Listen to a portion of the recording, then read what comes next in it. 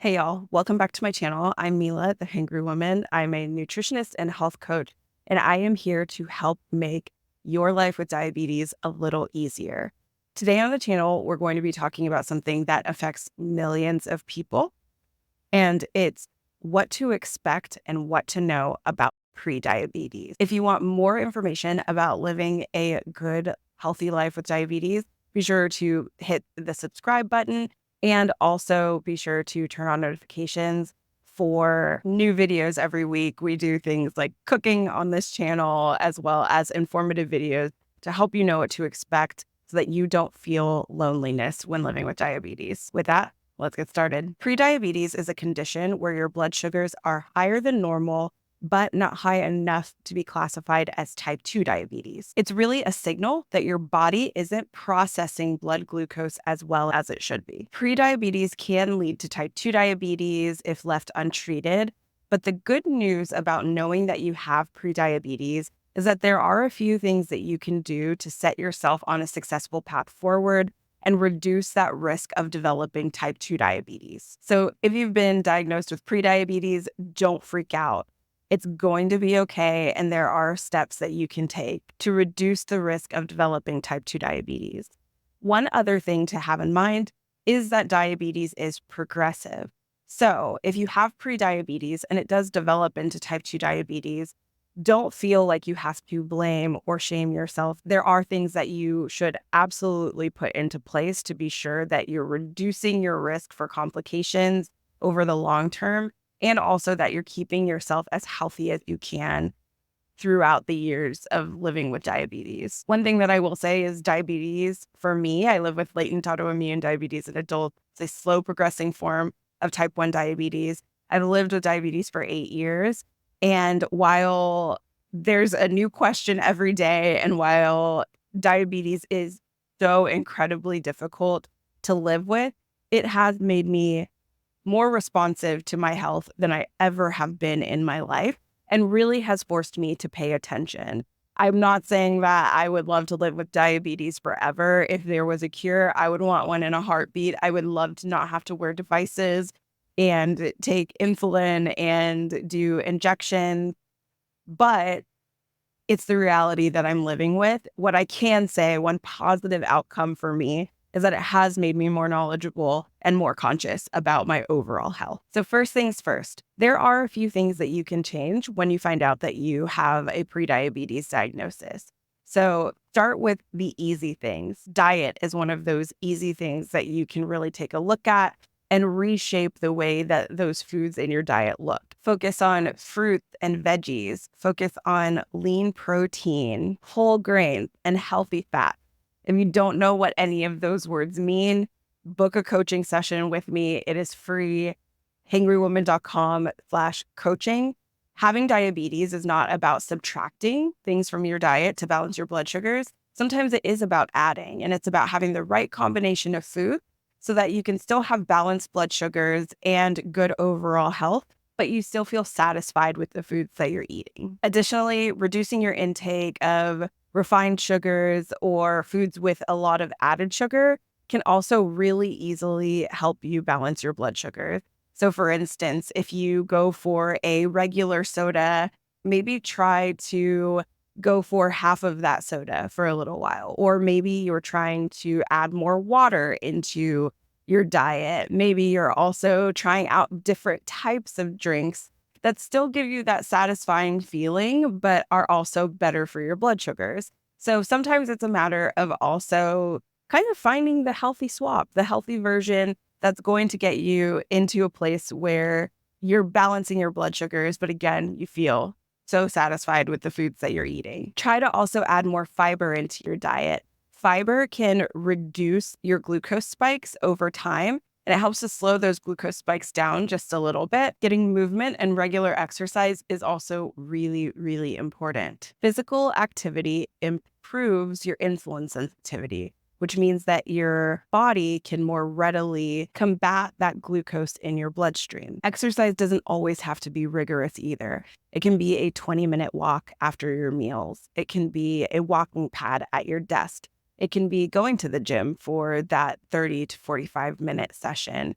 It can be lifting weights. It can be swimming, cycling, yoga. There are all sorts of options that you have when it comes to finding ways to get activity throughout your day. Exercise is one of the best ways to improve insulin sensitivity and lower your glucose. That in combination with really focusing on that balanced diet with healthy fats, added fiber, lean protein, colorful fruits and veggies, all of those things together are going to exponentially work to help you be able to balance your blood glucose overall and find an activity you enjoy so it doesn't feel like a chore. If it feels like a chore, you're not going to want to do it. If you don't want to do it, you're not going to be consistent. So having something that you really like to do, knowing that it's something that you can look forward to, that's on deck, that is super important in terms of out an exercise routine that works for you. My exercise routine is that I love to alternate days of yoga because getting older and in my mid-30s, I am starting to feel those just tight muscles and joints. And so doing some yoga and stretching is really beneficial to me. And then I also really love walking and cycling. They're low impact exercises. I can exert a lot when I am doing those exercises. And they also help me to just get a lower stress level, some clarity in mind. And they, to me, are really enjoyable. I love grabbing an audiobook or some music that I really like, sticking in my headphones and just walking. And it's great for blood sugar balance. Step 3, monitoring your blood sugars are also really important. It's likely that when you're diagnosed with prediabetes, your doctor may provide you with a meter and lancets, or they may give you the option for a continuous glucose monitor. Either way, it is super important to take the data that you get from these sources, whether it's your finger sticks or it's your CGM, and understanding patterns in your blood sugar, understanding how what you eat and when you eat it are affecting your blood sugar levels, understanding how different pairs of food can work for you.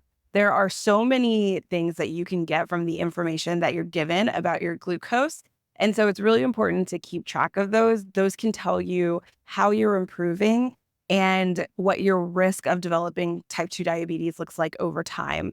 So if you're still consistently seeing higher blood sugars, knowing where they occur are important because it's information that you can give to your healthcare provider to say, hey, this is what I've been trying and I've been noticing this, and this happen. And that really helps to troubleshoot your treatment plan and also keeps you honest. There's no reason to lie or fib or hide information from your doctor. All they're trying to do is put you on the right path to treatment. So it's really important to just be honest about where you are. If you ate an entire bag of chips and you notice that your blood sugars are high because it's a high carbohydrate meal and you didn't exercise after, and there are all these things going on, maybe you're stressed, maybe you had like a bad day at work, like all of these things, all of those things are okay to tell your doctor because what it's really going to do is help you get on the right path to treatment so that you are able to live the happiest and healthiest life possible. You should work with your healthcare provider to figure out how many times a day and when you need to test. So if they hand you a glucose monitor and they say, test your blood sugar and come back and see me in 3 months, questions that you need to be asking are, how many times should I be testing? When is it most important for me to test? What numbers would you like to see? All of those things are really important in terms of being able to bring back the correct information. And you're also not going to be stressed trying to figure out what you're supposed to be doing. So one of the things that I always like to tell people is if you don't know the answer to a question, just ask. There's no dumb question. You're not going to look dumb for not knowing something. You don't know what you don't know. And the way to know what you want to know is to ask questions. And so it's really important to do that so that you're able to bring back the correct information so that your care team and your care provider can help make the best recommendations for you. Even if you have prediabetes, it can feel really isolating, it can feel lonely, and it can feel frustrating because you might not want to talk about it with anyone. You might not feel like anybody understands you, or you may feel like you're being judged because you now have this condition. So it's really, really important to find a supportive group of people who understand where you're coming from and who can be there for you when you need to vent about something diabetes related, or can help to teach you more information about how to live a better life with diabetes. I have a community called Glucose Guide, and it does just that. It's free for members. People do opt to subscribe if they want to, but it's basically a place where we can learn information together as people with diabetes and really help to put ourselves on the path to our best health. It includes recipes, it includes health coaching, and we also do events in the community to bring the community together. They're usually virtual so that people can participate from everywhere. We're in 7 countries. There are so many other people who are going through this same exact thing. And so you don't have to feel alone in going through it. Connecting with others who are going through the same experience can be incredibly reassuring. So don't feel like you have to deal with this alone and you have to deal with this in isolation.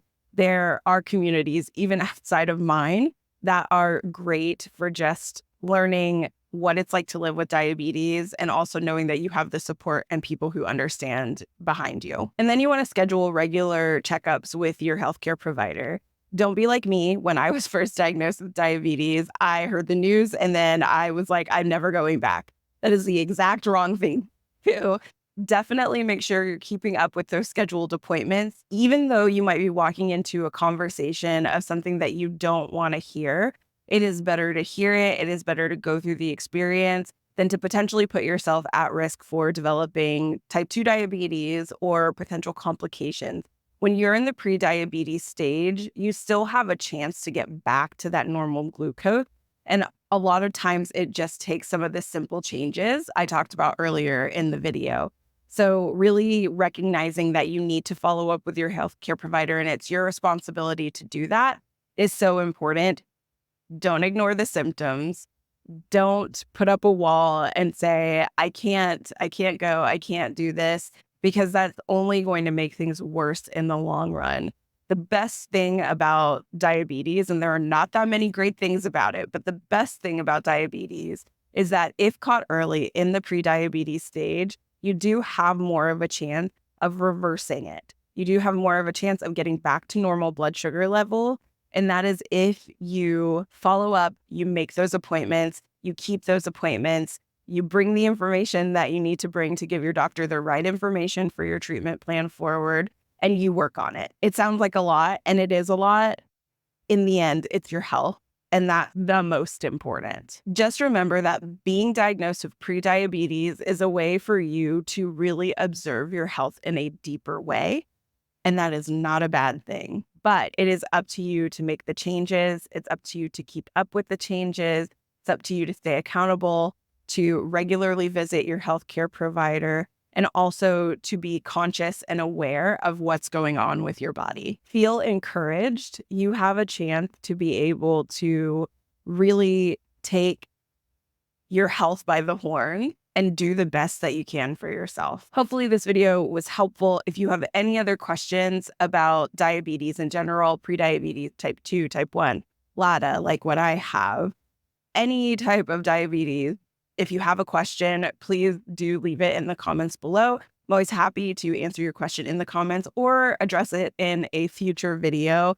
I get some of my best video ideas from the questions that you all bring to me, and I'm always grateful for having these conversations. I also just want to say, as a last note, if you've been diagnosed with prediabetes, please, please, please, please, please don't feel like it's your fault. It's not your fault, but there are some things that you can do to make sure that your health is in tip-top shape now that you do know. I'm here to help. I'm here to help you stay accountable, and I'm here to help encourage you that you can live a beautiful and joyful and healthy life with diabetes. That's it for today's video. Thanks for watching, and I'll see y'all in the next one. Take care. Bye.